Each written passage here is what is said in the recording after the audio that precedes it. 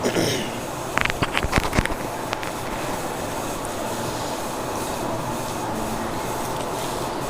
الحمد للہ والصلاة والسلام علی رسول اللہ وعلی آلہ واصحابہ اجمعین، اما بعد۔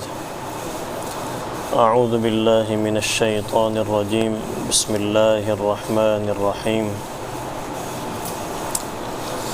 وقال الملك إني أرى 7 بقرات سمان يأكلهن 7 عجاف و7 سنبلات خضر وأخر يابسات يا أيها الملأ أفتوني في رؤياي إن كنتم للرؤيا تعبرون قالوا أضغاث أحلام وما نحن بتأويل الأحلام بعالمين وقال الذي نجا منهما وادكر بعد أمة أنا أنبئكم بتأويله فأرسلون يوسف أيها الصديق أفتنا في 7 بقرات سمان يأكلهن 7 عجاف و7 سنبلات خضر وأخر يابسات لعلي أرجع إلى الناس لعلهم يعلمون قال تزرعون 7 سنين دأبا فما حصدتم فذروه في سنبله إلا قليلا مما تأكلون ثم يأتي من بعد ذلك 7 شداد يأكلن ما قدمتم لهن إلا قليلا مما تحسنون ثم يأتي من بعد ذلك عام فيه يغاث الناس وفيه يعصرون۔ صدق اللہ العظیم۔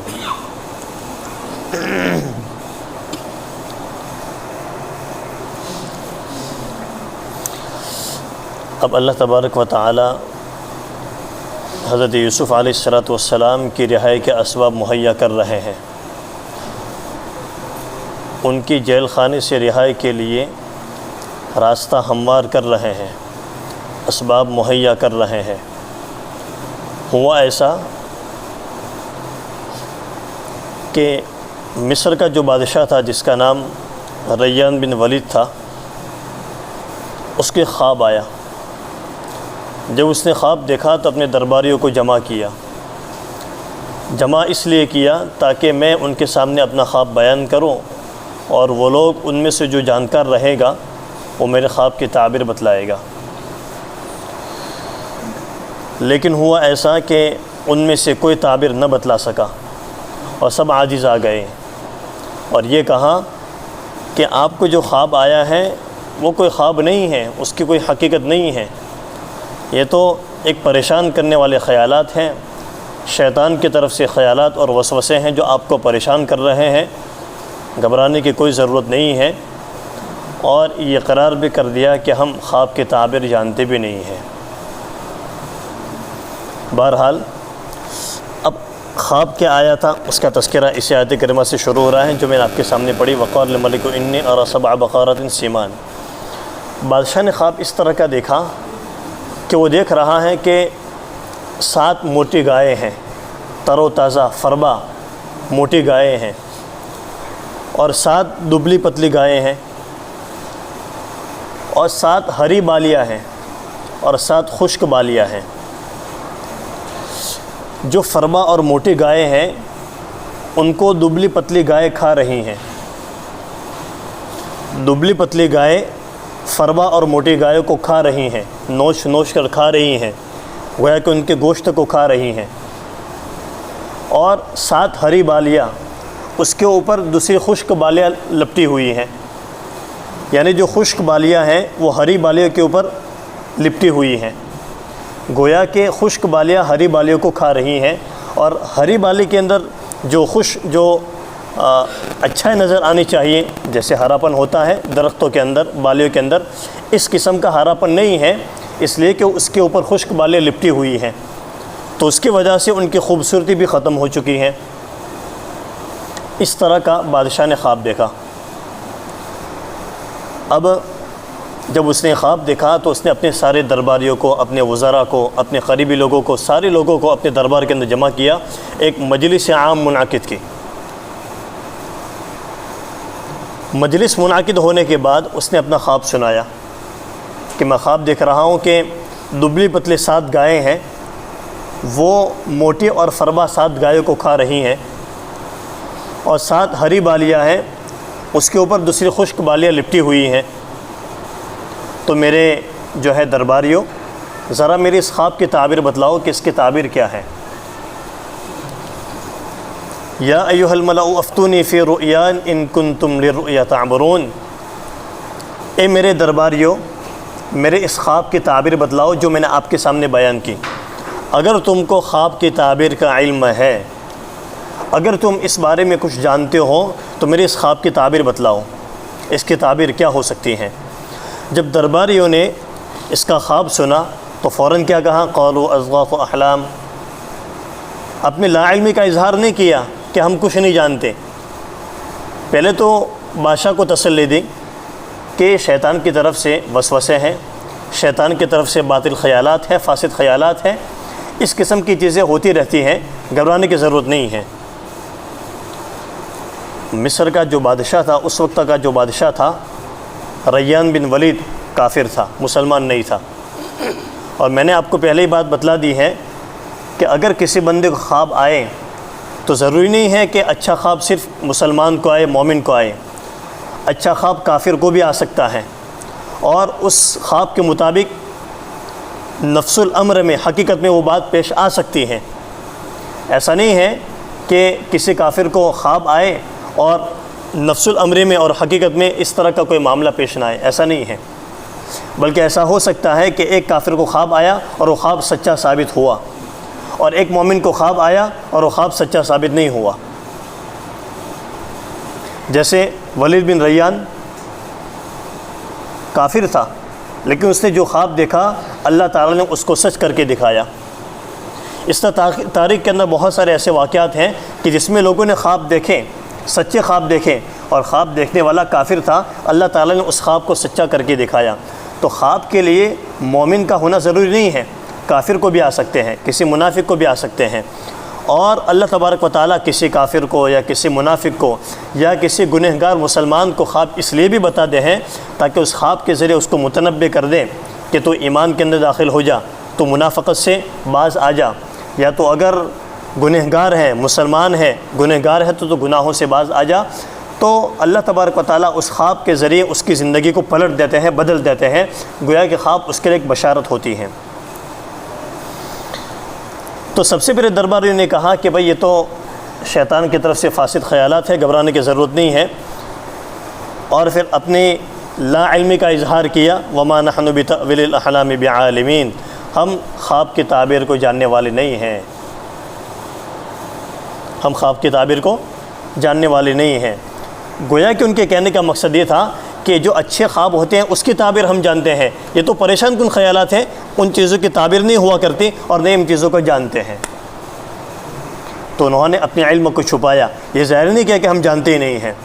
بہرحال ان درباریوں کے اندر وہ ساقی بھی تھا، وہ شراب پلانے والا بھی تھا، جس کو یوسف علیہ السلام نے کہا تھا کہ ذرا بادشاہ کے سامنے میرا تذکرہ کرنا، میری یاد دلانا کہ ایک بے قصور بندہ جیل کے اندر بند ہے، آپ نے اس کو بے قصور ہونے کے حالت میں جیل کے اندر بند کر رکھا ہے، لیکن اس شیطان نے اس کو بھلا دیا تھا۔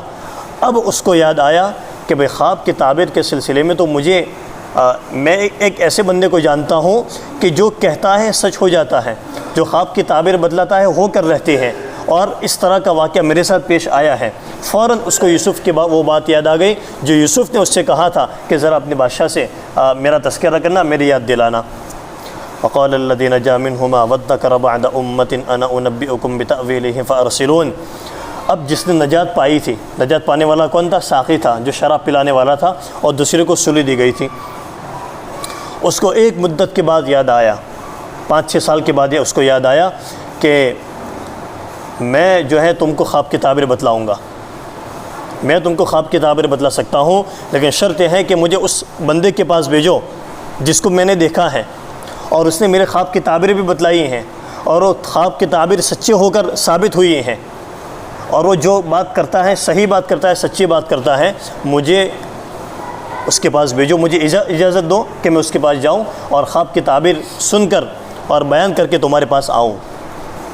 انا انبئکم بتأویلہ فارسلون، میں اس کے خواب کی تعبیر، آپ کے خواب کی تعبیر بتلاؤں گا، مجھے وہاں بھیجو۔ فارسلون، لوگوں نے اس کو بھیجا، بادشاہ نے اس کو بھیجا کہ جا سکتا ہے۔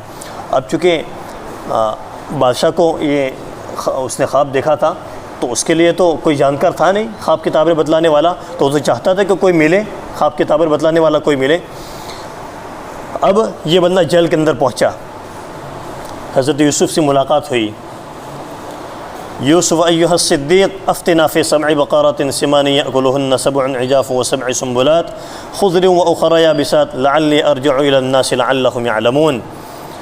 اس نے کہا یوسف اے صدیق، صدیق کا لقب دیا، یعنی اس سچائی کی پیکر، تیرے ہر بات کے اندر، تیرے ہر قول کے اندر، تیرے ہر فعل کے اندر سچائی ٹپکتی ہے. اور ہم نے جل کے اندر تیرے عبادات کو دیکھا، تیرے معاملات کو دیکھا، تیرے خیر خواہی کو دیکھا، تیرے تقوی کو دیکھا، ساری چیزوں کو دیکھا. اس لیے فوراً سے کیا کہا، ایھا الصدیق، یوسف جو کہ تو سچا ہے، اے صدیق. انبیاء کرام علیہ السلام کے بعد صدیقین کا درجہ ہوتا ہے، سب سے بڑا جو درجہ ہوتا ہے وہ صدیقین کا درجہ ہوتا ہے. یوسف ایھا الصدیق افتنا فی 7 بقرات سمان، آپ ہم کو بتلائیے. ہم کہتے ہیں نا فتویٰ دینا، یہ اسی سے افتنا. آپ ہم کو بتلائیے، یعنی بات کی حقیقت بتلائیے. کیا کہ بھئی ہمارے بادشاہ نے ایک خواب دیکھا ہے جس کے اندر اس نے یہ دیکھا کہ 7 دبلی پتلی گائے اس کو، وہ 7 دبلی پتلی گائے جو ہے وہ موٹی گایوں کو کھا رہی ہیں، اور 7 ہری بالیاں ہیں اس کے اوپر خشک بالیں لپٹی ہوئی ہیں. ذرا اس خواب کے سلسلے میں ہم کو بتلاؤ، اور میں یہ خواب سن کر میں ان کے سامنے بیان کروں گا، درباروں کے سامنے اور بادشاہ کے سامنے بیان کروں گا، تاکہ وہ لوگ جان لیں کہ خواب کی صحیح تعبیر یہی ہے. حضرت یوسف علیہ السلام نے خواب کی تعبیر بھی بتلائی، تدبیر بھی بتلائی اور تبشیر بھی سنائی. اس خواب کی تعبیر کیا ہو سکتے ہیں وہ بھی بتلائی. اس کے بعد ایک تدبیر بتلائی انہوں نے کہ آپ کو جو تعبیر واقع ہونے والی ہے بعد میں چل کر، اس میں آپ کو کس طرح کا کام کرنا ہے. اور اس کے بعد تبشیر بھی سنائی، خوشخبری بھی دی انہوں نے. 3 چیزیں انہوں نے بیان فرمائی. دیکھیے وہ بندہ جس کو یوسف نے کہا تھا کہ بادشاہ کے سامنے میرا تذکرہ کرنا، جب یوسف کے پاس آیا تو یوسف نے کوئی گلا شکوہ نہیں کیا کہ تو نے میری بات کیوں نہیں پہنچائی، کیوں بھول گیا، اور تیری وجہ سے میں اتنے سالوں تک جیل کے اندر بند رہا. ایک لفظ بھی یوسف نے اس سے، یعنی اس بندے سے بالکل نہیں کہا، کوئی گلا شکوہ نہیں کیا. اگر گلا شکوہ کیا ہوگا تو اللہ کے سامنے کیا ہوگا کہ اللہ اب تو ہی کر سکتا ہے. ایک بندہ تھا، میں نے اس کو یاد دہانی کرائی تھی، میں نے اس کو یاد دلایا تھا، لگتا ہے وہ بھی بھول گیا. اب تک بادشاہ کی طرف سے کوئی پیغام نہیں آیا. معلوم یہ ہوتا ہے کہ وہ بھول گیا ہوگا، اور یوسف نے اللہ کے سامنے جو ہے ساری چیزیں رکھی ہوگی، اور پھر اللہ تبارک و تعالیٰ نے یوسف کی رہائی کے لیے اس طرح کے اسباب مہیا کیے. اب دیکھو اللہ تبارک و تعالیٰ نے اس بندے کے دل میں ڈالا، اس کو یاد دلایا کہ یوسف نے تجھے کہا تھا یاد دلانے کے لیے، تو بھول گیا تھا، اب تجھے یاد آ رہا ہے. پھر اس کے بعد بادشاہ نے اس کو جیل کے اندر بھیجا، اور یوسف نے اس خواب کی تعبیر بتلائی. ظاہر سی بات ہے کہ بادشاہ کو یہ لگا تو ہوگا کہ بھائی اتنا عظیم بندہ، اتنا مقدس بندہ اور اتنا ماہر بندہ جس کے پاس اتنی معلومات ہے، اور ہم نے ایسے آدمی کو جیل کے اندر بند کر رکھا ہے. یہ بندہ تو ایسا ہے کہ اس کو اپنے سے قریب بٹھانا چاہیے، اپنے خاص درباروں میں شامل کرنا چاہیے. اتنے عظیم اور ذی علم، جس کے پاس علم ہے، خواب کی تعبیر کا علم ہے، ایسے بے قصور بندے کو ہم نے جیل کے اندر بند کر رکھا ہے. ظاہر سی بات ہے اس کے دل کے اندر یہ بات آئی ہوگی، اور اس کے دل کے اندر یہ رعب جمع ہوگا کہ واقعی یہ بندہ عظیم بندہ ہے جو خواب کی تعبیر صرف یہی جانتا ہے اور کوئی نہیں جانتا. اب اس نے پوری خواب بتلا دیا، اور حضرت یوسف علیہ السلام نے خواب کی تعبیر بتلائی. کیا تعبیر بتلائی؟ قال تزرعون 7 سنین دأبا، کہ تم 7 سالوں تک لگاتار کھیتی کرو گے، 7 سالوں تک لگاتار کھیتی کرو گے. فما حصدتم فذروه في سنبله الا قليلا مما تأكلون.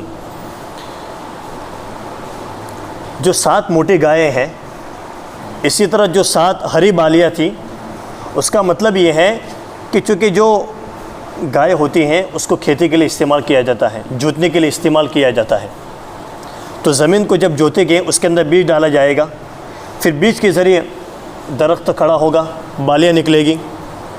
تو حضرت یوسف نے یہ خواب کی تعبیر بتلائی کہ 7 موٹی گائے اور 7 ہری بالیاں کا مطلب یہ ہے کہ تم 7 سالوں تک لگاتار کھیتی کرو گے. تزرعون 7 سنین دأبا، لگاتار کھیتی کرو گے.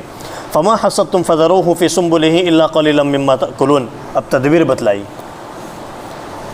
جب تم 7 سالوں تک کھیتی کرو گے، 7 سال جب ختم ہو جائیں گے، اس کے بعد دوسرے جو 7 سال آئیں گے اس کے اندر قحط سالی ہوگی۔ جو دبلی پتلی گائے ہیں اور جو خشک بالیاں ہیں، اس کا مطلب یہ ہے کہ اس 7 سالوں کے اندر قحط سالی ہوگی، کھانے پینے کی چیزیں کم ہو جائے گی، ختم ہو جائے گی۔